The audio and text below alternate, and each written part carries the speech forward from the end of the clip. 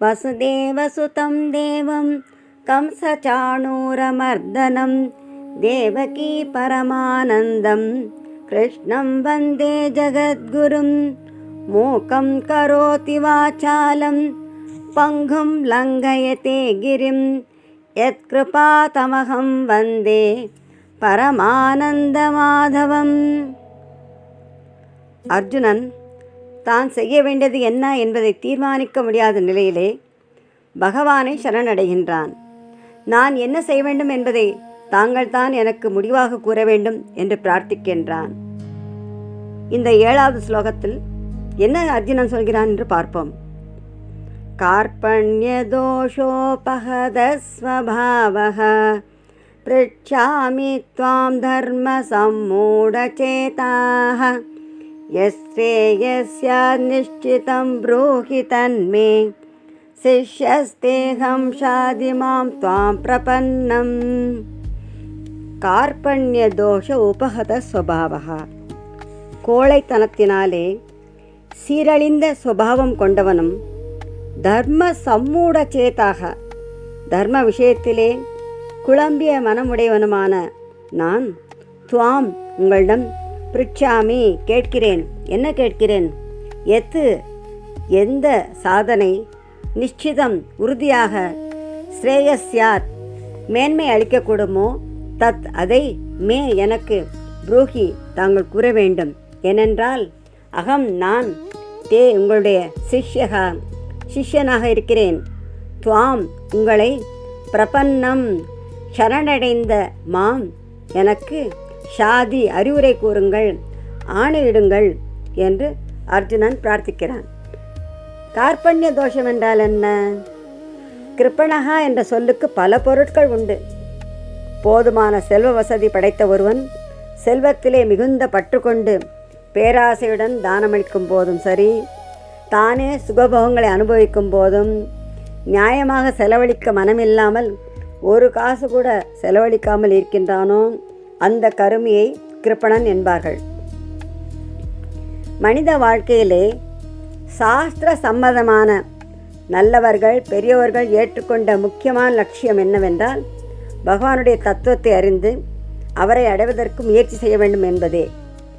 இந்த லட்சியத்தை மறந்து உலக சுகபோகங்களில் நம்முடைய வாழ்க்கையை வீணடிக்கும் அறிவிலேயும் கிருப்பணன் என்று சொல்வது உண்டு. யோவா ஏததக்ஷரம் அவிதித்வா அஸ்மா லோகாத் பிரைத்தி ச கிருப்பணஹ. இந்த அழிவற்ற பரமாத்மாவை அறிந்து கொள்ளாமல் இந்த உலகத்திலிருந்து இறந்து மறைபவன்தான் கிருப்பணன் என்று பிருகதாரண்ய உபனிஷத்திலே யால்கிய மகரிஷி அருளியிருக்கிறார். கிருப்பணாக பலஹேதவக. போகத்திலும் அதற்கு வேண்டிய செல்வத்திலும் அதன் பயனிலும் ஈடுபாடு உள்ளவர்கள் கிருப்பணன் என்று பகவானும் கீதையிலே கூறியுள்ளார்.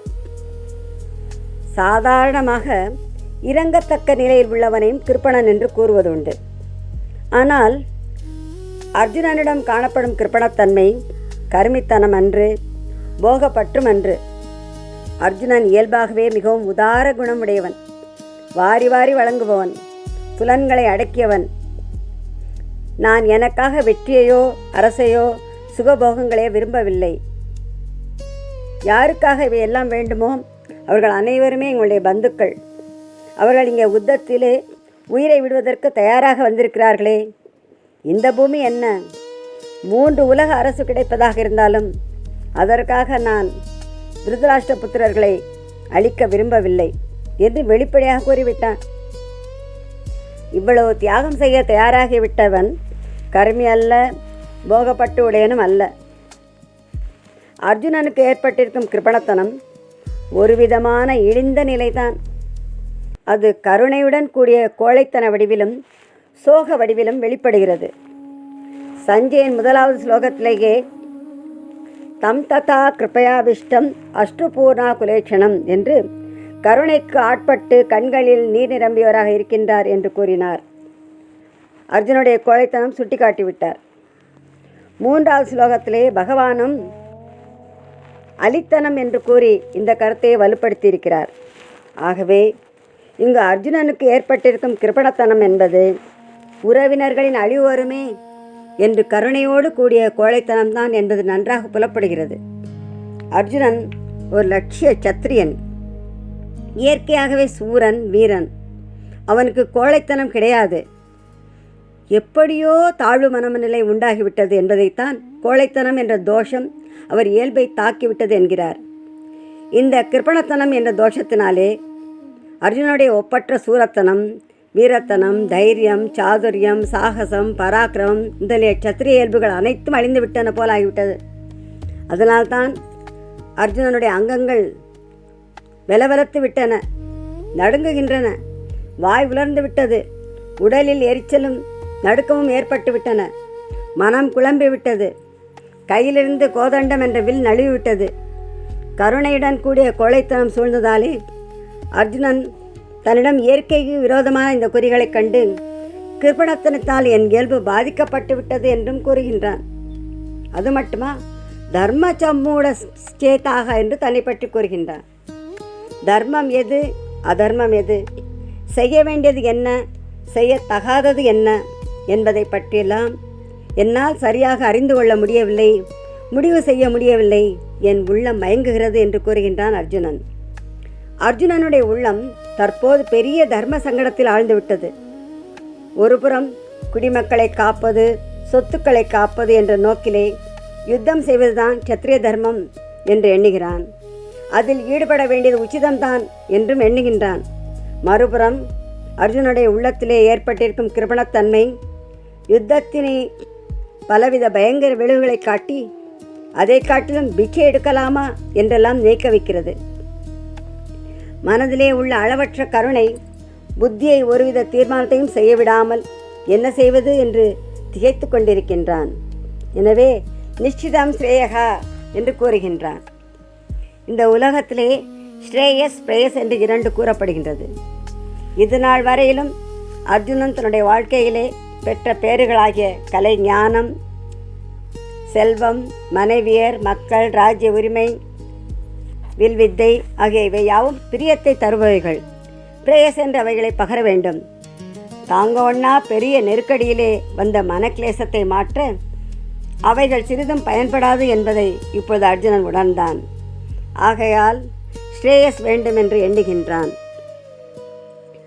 பகவானே, என்ன செய்ய வேண்டும் என்பது என்னால் தீர்மானிக்க முடியவில்லை. நீங்களே தீர்மானித்து கூறுங்கள். எனக்கு உயர்ந்த ஸ்ரேயஸுக்கான சாதனம் எது என்று அர்ஜுனன் கேட்கிறான். அகம் சிஷ்யகா என்று கூறுகிறான்.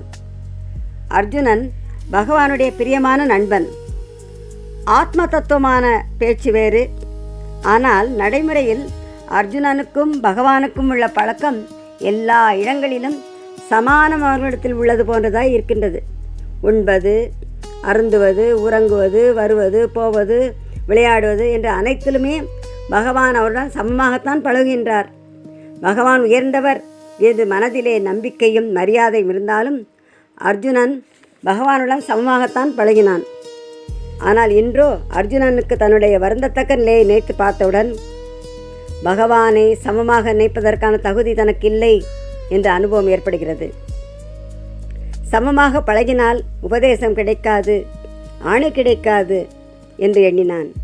எனக்கு அறிவுரையோ தூண்டுதலோ போதாது, எனக்கு ஒரு குரு வேண்டும்.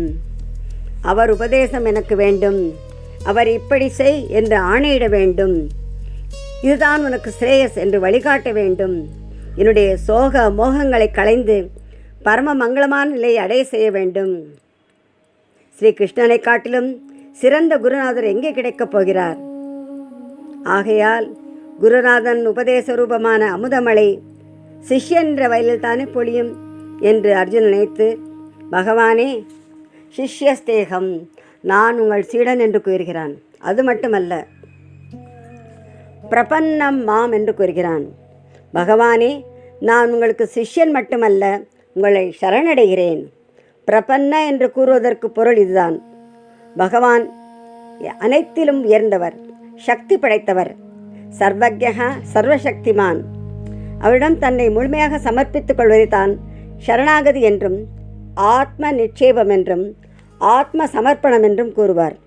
சர்வ வல்லமை படைத்தவர், அனைத்தும் அறிந்தவர், அனைவரது உள்ளத்திலும் உறைபவர், அளவற்ற நற்குணங்களின் கரையற்ற கடல், அனைத்திற்கும் அதிபதி, ஐஸ்வர்யம், தர்மம், வீரம், ஞானம், வைராகியம் ஆகியவற்றையெல்லாம் நிரம்ப உடையவர், அனைவரிடம் அன்பு காட்டுபவர், கருணை காட்டுபவர். இப்பேற்பட்ட குருநாதரை தன்னை தவிர எனக்கு வேறு புகலிடமில்லை என்று பிடித்து கொள்ள வேண்டும். தனக்கு எந்த பலமும் இல்லை, திண்மை இல்லை என்று தன்னை பற்றி நினைக்க வேண்டும்.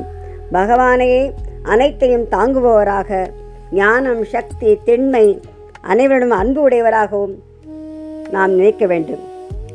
அவரை தவிர எனக்கு வேறு கதி இல்லை என்று பொறுப்பையெல்லாம் அவரிடம் ஒப்புவிக்க வேண்டும். தன்னை அவருடைய திருவடிகளை கிடத்திவிட வேண்டும். இந்த பாவனையிலே மூழ்கிய அர்ஜுனன் கூறுகின்றான், பகவானே, நான் உங்கள் சீடன், உங்களை சரணடைந்தேன், எனக்கு புத்திமதி கூறுங்கள், நீங்கள் கூறியபடியே நான் கேட்கிறேன், எனக்கு ஆணையிட வேண்டும் என்று சொல்கின்றான். கீதையின் சாதனை இந்த ஸ்லோகத்திலிருந்து ஆரம்பமாகிறது. உபதேசத்திற்கு இதுவே வித்து.